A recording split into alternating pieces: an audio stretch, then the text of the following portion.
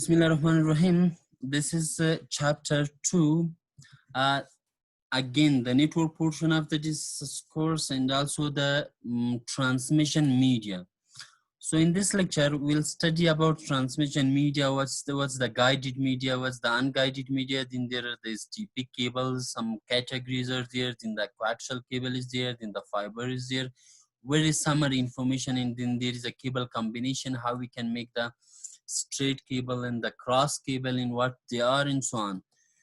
So this is only okay. The main thing I will tell you at the end. What is the main purpose of this chapter? Okay. Now, coming to this first slide. What is the transmission media? Some people call this transmission medium. Okay, that's also fine. If someone says transmission medium, fine. Okay, this can be transmission media or transmission medium. That's also okay. Transmission media or transmission medium is okay. Now, transmission media or transmission mediums are the links that connect nodes together. So transmission media are the links that connects computers, servers, switches, routers, printers, and so on together. Now, transmission media can be wireless. Transmission media can be wired. Okay, we have the wired and wireless. Both are there. Okay, so we have the wireless media, and as well as we have the wired media. Both types of there. Now, we can say, in other words, media or transmission media are what the message are transmitted over. گفته میتونیم که transmission media یک مسیر فیزیکی است که از طریق از او دیتا ارسال میشه. مثلا کیبل، مثلا هوا، وایرلس، این transmission media گفته میشه. مثلا فایبر and so on. پس transmission media خودش یک پات فیزیکی است که از طریق از او دیتا ارسال و دریافت میشه. Now, in transmission media, generally there are two categories. One is the unguided transmission media and another is the guided transmission media. Guided, unguided. Okay, اینا میخوایم بسیار ساده براتون بگم. Guided transmission media برای گفته میشد که ما مسیر ارسال دیتا را ما تعیین میکنیم. مثلا ما میخوایم بسیار یک سیمپل اگزامپل براتون بگم. خب فرض کنین ما اینجا یک ماشین، یک کامپیوتر داریم و یک کامپیوتر دیگر را اینجا داریم. میخوایم این دو کامپیوتر را با هم وصل شد. وقتی میخوایم این دو کامپیوتر را با هم وصل کنیم، سعی کنین گایدد میدیا است. ما میخوایم با استفاده از یک کیبلی را با هم وصل کنیم. میشه که ما مستقیم اوکی let me clear باشه دیگه را ایریز کنم که این unnecessary موضوعات است. اینا تمامش ایریز شود. اوکی، دو کامپیوتر است. ما میخوایم اینا را با استفاده از guided media با هم وصل کنیم. پس نمبر 1 میشه شما این از این طریقی کیبل را تیر کنیم، این قسم وصل کنیم. یا میشه ما کیبل بگیم نه این کیبل این قسم به باز این دوباره این قسم پس قسم به دوباره این قسم بره. پس هر قسمی که ما کیبل را میبریم اونمون مسیر دیتا ترانسفر است. اینا ما تعیین میکنیم چون کیبل است اینجا. میشه ما اینا بگیم که نه این قسم کیبل بیا باز اینجا وصل شد. پس guided media means جایی که کیبل یوز شده باشه و کیبل را ما شما مسیرش تعیین میکنیم که کیبل از کدام طریق بره و از کدام طریق نره. انشالله که میره فهمیده باشیم.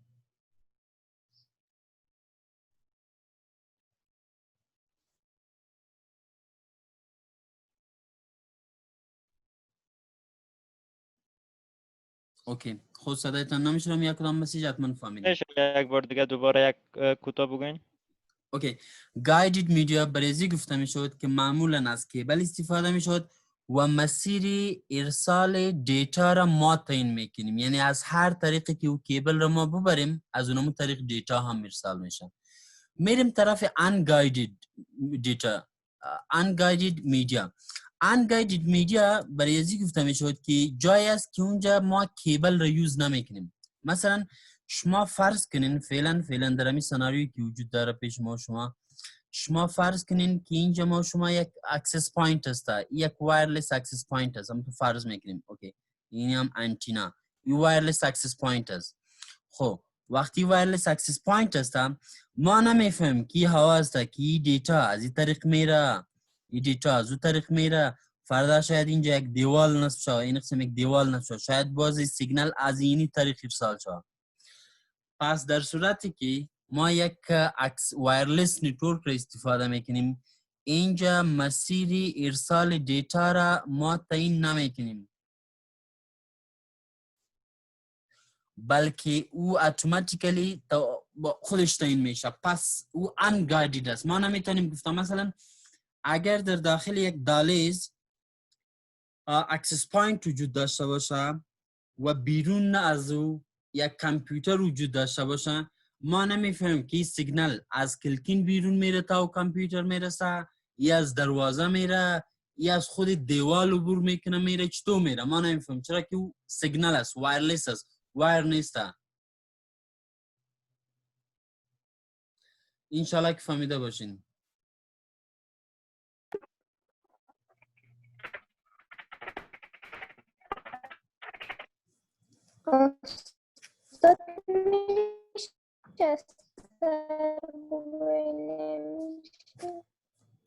صدایتان درست نشنیدیم، میشه در بخش چت سکشن چت بگوین یا موقعتان تغییر بدین که اینترنتتان درست کار نمیکنه. اوکی یک مسیج رفتیم در قسمت چت.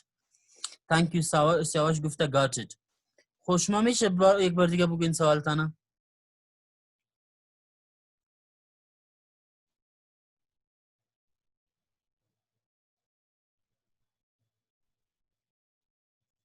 کی بود سوال داشت؟ اوکی یک مسیج یافتم. let me check.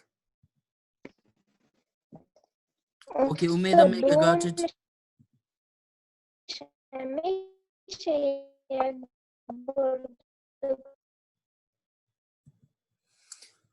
اوکی تانک یو میگه میشه یک بار دیگه بگین. خب خلاصه متوجه باشین فقط در دو نقطه بسیار زیاد پیشتر گفتم شاید از او خاطر کنفیوز شده باشین. ترانسمیشن میدیا خودش یک کیبل یا یک مسیر فیزیکی است که از طریق از او دیتا ارسال شود یا هر آن چیزی که از طریق از او دیتا ارسال شود او ترانسمیشن میدیا است. چی هوا باشه که وایرلس است مثلا بلوتوت و وایرلس، چی کیبل باشه که او میشه STP باشه، کوکسل کیبل باشه، فایبر باشه، مثلا بازم هوا در کیس مایکروویو هم هوا است. بازی دونه است guided unguided. در guided میدیا همیشه کیبل استفاده میشه، کیبل، و اینجا مسیر ارسال دیتا را ما تعیین میکنیم، یعنی از هر طریقی که کیبل را بردی دیتا دیگه دمون کیبل حرکت میکنه و ارسال میشه. نوع دومش که است unguided است. اینجا همیشه با استفاده از وایرلس دیتا ارسال میشه، یعنی وایر نمی باشه، وایرلس می باشه که اینجا مسیر ارسال دیتا را ما تعیین کردن نمیتونیم. خب در بخشی که گایدد است تویستد پیر کیبل است، کوکسل کیبل است، فایبر است و غیره. و در بخشی که انگایدد است اینجا نگفته تکنولوژی که مثلا بلوتوت است، بلوتوت با استفاده از انگایدد میدیا کار میکنه، اینفرارد است ای با استفاده از انگایدد است، خود وای فای است انگایدد است و مایکروویو است یه هم انگایدد است. این تمامش انگایدد میدیا است. خب میریم طرف سلاید بعدی. اینجا باز هم گفته میگه گایدد میدیا یک میدیا است که اونجا یک چنل باشه یا یک کیبل باشه و مسیر ارسال دیتا را ما شما تعیین میکنیم. خب میریم طرف تویستد پیر. اولین نوع کیبل است تویستد پیر. تویستد پیر نقطه اول یک نوعی از کیبل است سعی کنین تویستد با هم پیچانده شده. پیر means دو کیبل، پیر جوره، پیر. تویستد پیر به کیبلی گفته میشد که اونجا هر دو لاین با هم we can say تویست شده. اوکی مثل از این هر دو لاین با هم تویست شده، ایره تویستد پیر گفته میشد.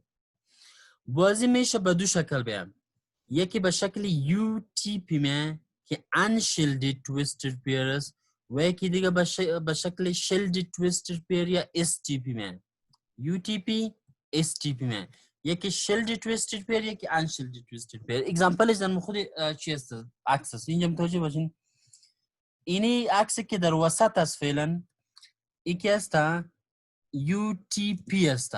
Unshielded Twisted Pair. و اونو عکسی که طرف راست است ای STP است. Shielded Twisted Pair. Shielded Twisted Pair. چرا؟ خب میگم بد. سعی کنین Shielded Twisted Pair برازی گفتم میشود که لاین ها اول اینا توسط اینی پلاستیک پوشانده شده. باز بالای پلاستیک اینجا یک کاور یا یک شیلد یا یک پوش دیگه می باشه به خاطر مقاومت بیشتر. از اون خاطری را میگه شیلدید یعنی یک کاور اضافی دیگه می داشته باشه. این را به خاطر انشیلدید تویستد پیر میگه که این کیبل است این فقط همون یک کاور یا همون یک پوش یا همون یک شیلد داره و بس کدام کاور دومی نداره. از اون خاطری را انشیلدید میگه. فرقی دیگه نیست فقط در مقاومت است. وی که STP ای کاور اضافی که داره این مقاومت بیشتر داره در مقابل سرما گرما و مثلا این موضوعات. ولی وی که کاور اضافی نداره باز مقاومت از این بیشتر نمی باشه. اوکی. تویستد پیر یک نوعی از کیبل است که هر جوره از لاین با هم تویست شده دور خورده و بدون از STP UTP. STP که است یک کاور اضافی داره. UTP کدام کاور اضافی نمی داشته باشه. اینجا هدف اوکی بازمون همون گپ است که من پیشتر براتون گفتم که شیلد تویستد پیر و من شیلد تویستد پیر است. این موضوعات چه گفتم. اوکی میریم اینجا موضوع مهم کی هستم چرا این لاین ها تویست شدن. ببینین فعلا لاین ها چه قسم است؟ دور خورده با دور هم پیچانده شده. ما چی میگیم ایدیا است چرا هر جوره از لاین به شکل موازی نآمده. این قسم چرا نآمده؟ مثلا 4 جوره لاین است چرا این قسم با هم جوره نآمده که عوض از که تویست شده با هم دور داده شده یا پیچانده شده. پس هدف این تویست یک هدف داره. ای به هدف نیستم. هدف تویست اینجا هستم. اگر این لاین ها موازی می بود یک لاین ای دیگه لاین موازی می بود اول در صورت که اینجا فشار می آمد بالای لاین این لاینی که بالاتر واقع است این بیشتر از این فشار صدمه می دید. این لاینی که پایین تر واقع است اون نسبتا محفوظ می بود. پس ما گفته می تانستیم اگر کدام نایز می یا کدام فورس خارجی می یا کدام ضربه بیرونی بالای لاین می یک لاین بیشتر متضرر میشه یک لاین کمتر متضرر میشه. پس اینجا کدام تعادل وجود نمی داشته باشه. یا در یک لاین که هستن نایز سر و صدا غالمغال بیشتر جنریت میشه در لاین دیگه که هستن نایز کمتر جنریت میشه. از همین خاطر است که دو لاین را با هم پیچانده شده مثل که در سلاید بعدی میخوایم براتون نشان بدم. اینا با هم پیچانده شده تا از فورس و عوامل خارجی هر دو لاین مساویانه متضرر شوند. اینی خوبی است. اینی ادوانتیج داره. مثلا اگر فورس خارجی می برای این قدر مدت زمان این لاین اول متضرر میشه بیشتر بازی پس داون رفته این لاین دیگه بالا آمده باز برای این مدت زمان این لاین دوم متضرر میشه باز لاین اول لاین دوم لاین اول یعنی ایکوالی برای هر دویش نایز جنریت میشه و هر دویش از عوامل خارجی ایکوالی متضرر میشه. پس یگانه هدف است که لاین ها به شکل تویستد آمده به شکل موازی نآمده. میریم کاتگوریز را میخوانیم. اگر شما برین اوکی من میخوایم برم طرف اینترنت اوکی how to check the category of STP cable. میخوایم اینجا به سطح اینترنت سرچ کنیم که چی نمیتونیم که ما کاتگوری یک STP کیبل رو بفهمیم. فقط میخوایم براتون هم یک کیبل رو ببینیم که شما ببینید که کدام کاتگوری است. خب اینجا نمیفهمم که امروز ریل کیبل وجود داشته باشه نداشته باشه که اونجا بالای خود یک نوشته می داشته باشه. اوکی نمیفهم که اینجا باشه. خب ما ساده میخوایم برتن بگیم شما وقتی در یک نتورک اسکرین با ما نامده. Okay, sorry. Let me share the screen. Over here is the screen. Sorry. خب فعلا شما اسکرین رو میبینین. اگر شما یک جای در یک کمپانی باشین، یک جای کار میکنین در یک environment، این کیبل رو شما میبینین. شما چی بفهمین سرعت از او چند است؟ موضوعی از سرعت از این چند است. وقتی میخوای سرعت از این رو بفهمیم، ما باید بفهمیم که کیبل در کدام کاتگوری میه. کاتگوری از رو ما باید بفهمیم. وقتی میخوای کاتگوری از رو بفهمی، بالای خود کیبل اینجا کلان نوشته می باشه، باز اونجا مخفف کات 6 یا نوشته می باشه که کات 5 کاتگوری 5 یا کات مثلا 6E یا مثلا کات 5E این تو نوشته می باشه. یعنی کاتگوری بالای خود این کیبل نوشته می باشه. ولی وقتی نوشته باشه کات 5 یا کات 6 ای چی معنی داره؟ این رو ما میخوایم در سلاید بخونیم. پس آمدیم طرف سلاید. اول کاتگوری 1. ای کاتگوری 1 لاین که بود، ای فقط و فقط در تلفن سیستم ها استفاده میشد. مثلا ما میخوایم که برم پس طرف امو اینترنت براوزر و یک کات 1 لاین را سرچ کنم اینجا.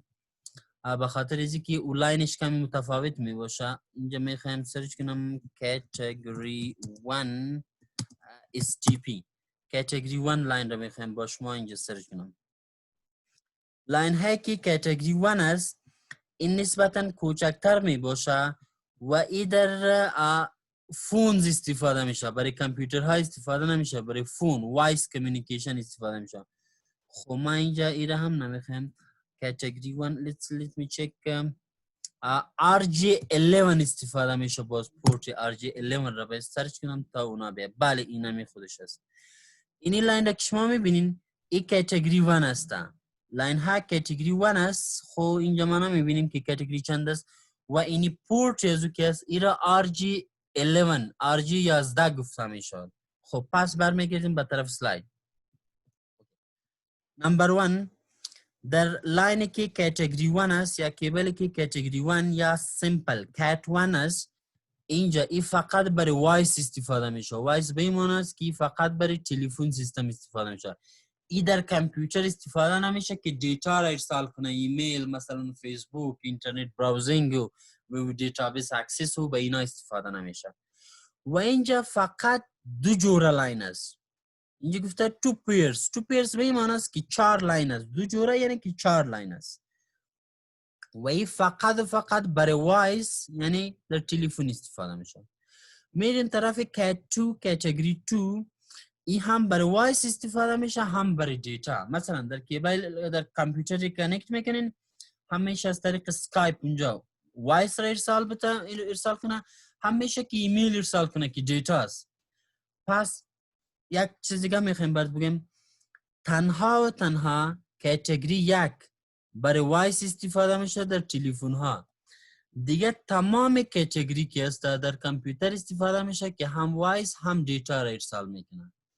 فقط کاتگوری 1 تنها و تنها وایس را ارسال میکنه. دیگه تمام کاتگوریز وایس و دیتا هر دویش ارسال میکنه.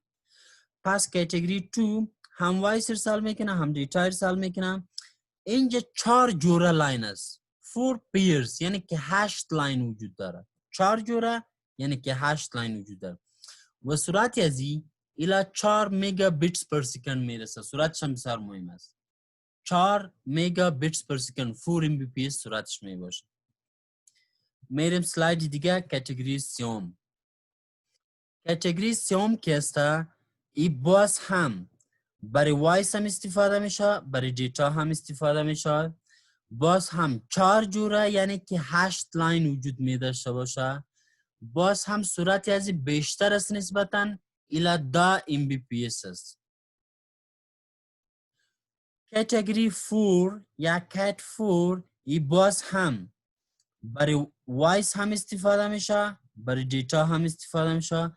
باز هم 4 جوره یعنی که 8 لاین وجود داره و سرعت تغییر میکنه 16 MBPS. اینجا چند بود؟ 10 Mbps. کاتگوری 4 16 Mbps. بعد از اینکه میخوانیم اونمون 8 لاین است، هم برای وایس است هم برای دیتا است. یگانه چیزی که تغییر میخوره سرعت است. مثلا اینجا 8 لاین وایس و دیتا، 8 لاین وایس و دیتا، 10 Mbps 16 Mbps.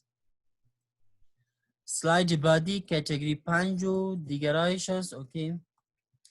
کاتگوری 5 است، باز هم 4 پیر یعنی که 8 لاین وجود داره و هم برای دیتا و هم برای وایس است. سرعت 100 Mbps.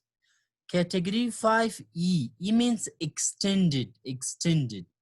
هم برای وایس استفاده میشه هم برای دیتا.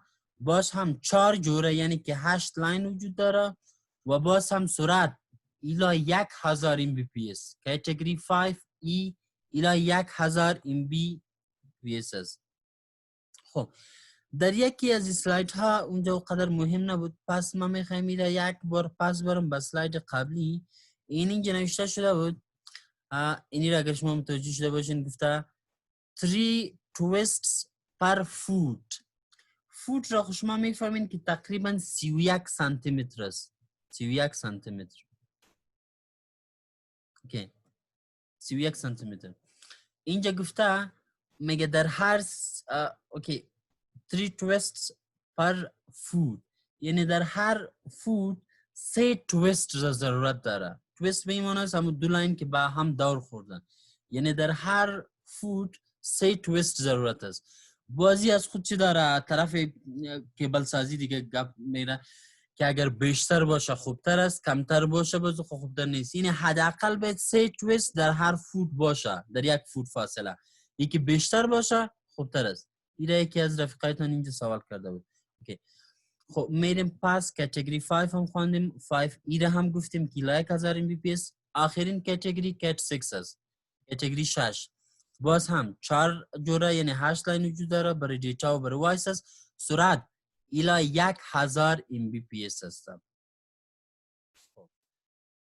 این هم اینی موضوع کاتگوری بوده. پس ما میتونیم از روی کاتگوری بفهمیم سرعت یک کیبل چقدر است. اول شما اگر جای کار میکنین یا به حیث آیتی سپورت آیتی تکنیشین میخواین کیبل پرچیز کنین، پوینت اول شما باید حداقل کاتگوری 6 بخرین. یکی.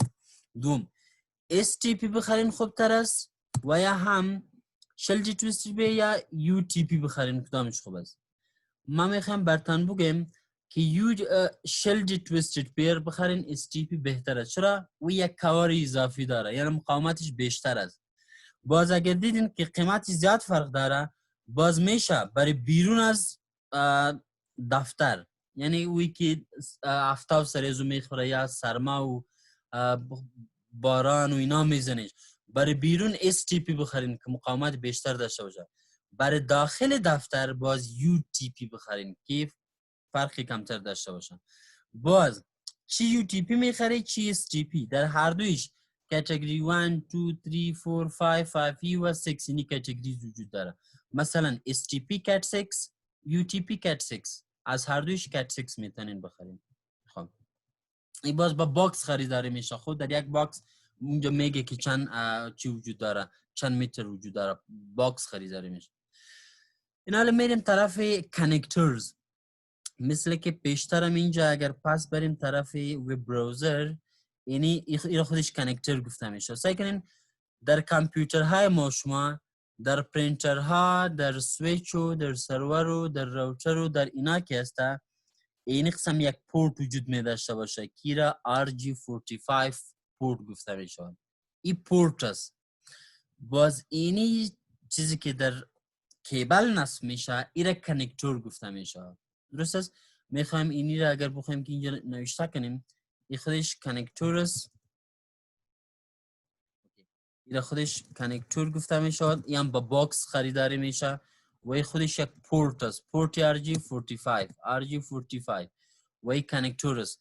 این کانکتور ها اینا میتونه که RG45 باشه، RG11 باشه، RG12 باشه. این چند ورژن داره. پس اینا میاره ما میخوانیم که میریم طرف سلاید. دودش بسیار زیاد مهم است. یکی RG45 مهم است، یکی RG11. این RG11 که است 6 پن داره. 6 پن به این معنی است 6 لاین، برای 6 لاین اینجا جای داره. و اینا هر یکیش این معمولا برای تلفن سیستم استفاده میشه یا ساده گفته میتونیم برای وایس استفاده میشه.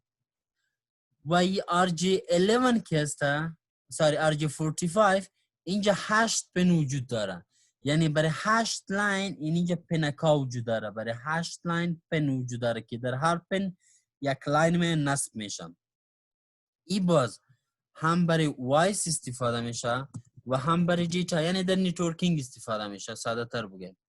باز اینجا هم میگه پر گفته RJ45 به این معنی است R register J jack 45 امو ورژنش هست یا نمبرش هست، 8 پن می داشته باشه، برای دیتا و وایس استفاده میشه. RJ11 6 پن می داشته باشه، فقط و فقط برای وایس استفاده شده میتونه، برای تلفن سیستم استفاده شده میتونه. چیزی که فعلا میخوایم براتون بگیم این مهمترین بخشی از این چپتر است که شما در ریل انوایرمنت از میتونین استفاده کنین. باید براتون بگیم که وقتی شما میخواین که یک کامپیوتر با سویچ وصل کنین و یا وقتی یک کامپیوتر با راوتر وصل میکنی، اینجا عین کیبل استفاده شده نمیتونه.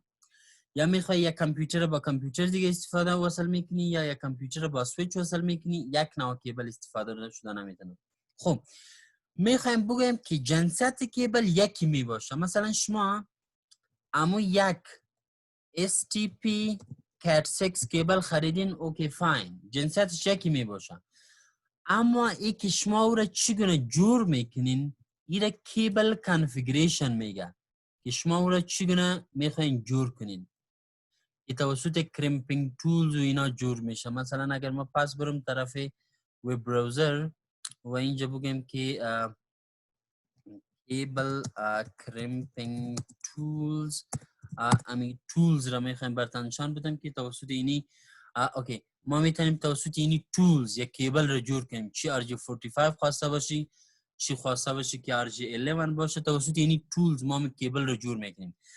علی جنسیت یک جنسیت است. STP Cat6 خریدی یک باکس، علی خود چگونه اون رو جور میکنی با یک کرمپینگ تول، اینی مهم است. پس من میرم طرف سلاید. میشه ما ایره به دو طریقه جور کنیم، یا یک کیبلی را که جور میکنیم استریت باشه یا کیبلی را که جور میکنیم کراس باشه. بعضی اوقات این کراس را به نام کراس اوور هم یاد میکنن، کراس اوور یا سیمپل کراس هم گفته میشه. خب اگر شما یک کیبل را استریت جور کردین، شما استریت ای چی میکنه؟ این میتونه که سویچ را، خب او اینجا گفته different devices را با هم وصل میکنه که نوعیتش مختلف باشه. مثلا ما میخوایم براتون بگیم که این میتونه که سویچ را با هاب وصل کنه، یا سویچ را با بریج وصل کنه، یا سویچ را با یک پی سی وصل کنه. different است. این طرف سویچ است و طرف هاب است، این طرف سویچ است و طرف بریج است، این طرف سویچ است و طرف پی سی است. و یا میتونه که سویچ را با چی هم وصل میکنه؟ راوتر هم وصل کرده میتونه. سویچ را با راوتر هم وصل کرده میتونه. پس ساده میخوایم براتون بگیم وقتی کیبل استریت باشه different devices را با هم وصل میکنه. سویچ با راوتر، سویچ با بریج، سویچ با هاب، سویچ با پی سی، different devices را با هم وصل میکنه. این در صورتی است که شما کیبل استریت داشته باشین. ولی اگر کیبل که شما جور استفاده میکنین او کراس باشه، بازی same type of devices را با هم وصل میکنه. same type. مثلا راوتر را وصل میکنه با راوتر، سویچ را وصل میکنه با سویچ، هاب را وصل میکنه با هاب، بریج را وصل میکنه با بریج و پی سی را وصل میکنه با پی سی. same type of devices را وصل میکنه. اینجا یک استثناء موجود داره. استثناء چی است؟ که پی سی یا کامپیوتر با راوتر هم وصل میکنه، با آنکه same type نیست. با آنکه پی سی و راوتر different type است، اما کراس کیبل پی سی را با راوتر مستقیما وصل میکنه. پس ما باز هم براتون میگم شما رفتین یک Cat6 STP کیبل خریدین آوردین، حالا میخوای خودت که راوتر رو با راوتر وصل کنی، ایرا باید خودت کراس کیبل جور میکنی. اگر میخوای که نه راوتر رو میخوایم با سویچ وصل کنم، باز در اون صورت باید خودت استریت کیبل جور کنی. پس که خودت کدام دیوایس ها را با هم وصل میکنی، نوعیتی از دیوایس ها را دیده اونم قسم کیبل را باید جور کنیم، یا استریت یا کراس. خب فعلا میریم طرف ازی که چگونه ای را جور میکنی. و یک نوع کیبل دیگه هم هست، ای را رولد کیبل گفته میشود. رولد کیبل، رولد. من میخوام 3 دقیقه و 46 ثانیه وقت مانده. من پیش نمیرم به خاطر از اینکه بحث مهم است. باز اگر در نیست بانه و این ریکارد خل تکمیل شود باز خوبش نمیاد. شما در این نقطه اگر کدام سوال داشته باشین میتونین سوالتان بگین. در غیر این صورت ما این میتینگ را ویدیو را استاپ میکنیم، میتینگ دیگر را آغاز میکنیم و پیش میریم. سوال